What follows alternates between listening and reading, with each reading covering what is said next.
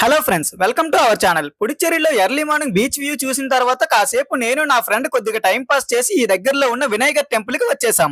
వినాయకర్ అంటే ఏదో అనుకోకండి, మన తెలుగులో వినాయకుడు అని ఎలా అంటామో తమిళ్లో వినాయకర్ అని అంటారు. ఈ temple nearly 300 years old the. మీరు ఎప్పుడైనా పాండి వస్తే ఈ టెంపుల్ మిస్ అవ్వద్దు. టెంపుల్ లో దర్శనం అయ్యాక బయట బ్రేక్ఫాస్ట్ కోసం ఈ హోటల్ మనోజ్ కి వచ్చేసాం. ఇక్కడ ఏం ఉంటాయంటే మార్నింగ్ టిఫిన్, మధ్యాహ్నం లంచ్, దాంతో పాటు బయట fruit shop, pan shop and cool drinks కూడా ఉన్నాయి. చూస్తే చిన్న షాప్ లాగే ఉంది. ఐటమ్స్ కూడా ఇడ్లీ, గారి, బోండా, దానితో పాటు మనం ఎప్పుడు తినని ఇడియాప్పం ఉంది. ఇడియాప్పం ట్రై చేద్దామని ఒక ప్లేట్ అంతా అడిగితే 30 రూపీస్ అని చెప్పి వెళ్లి కూర్చోండి తెస్తాను అనడంతో వెళ్లి సిట్టింగ్ వేసేసాం. నేనైతే ఫస్ట్ టైం ఇది ఒక ఐటమ్ ఉందని వినడం, మరి చూద్దాం ఎలా ఉంటుందో. అలా కూర్చుని 5 minutes లోపే మన బ్రేక్ఫాస్ట్ తెచ్చేసారు. ఇదిగోండి సన్నగా నూడిల్స్ లాగా ఉంది, ఇదే ఇడియాప్పం. ఈ ఐటమ్ అనేది బియ్యం పిండితో చేస్తారు. ఇది ఒక south Indian item. Mostly Tamil Nadu and కేరళలో ఎక్కువగా తింటారు. ఇది అసలుకే కొత్త ఐటమ్. మన మొదలుతామా ఓన్లీ ఇడియాప్పం ఏం కలుపుకోకుండా తింటే చప్పగా ఉంది. అదే కొబ్బరి చట్నీతో అయితే మాత్రం చాలా బాగుంది. కొబ్బరి చట్నీతో పాటు సాంబార్ కూడా వేశారు. సాంబార్ తో మాత్రం ఇంకా చాలా బాగుంది.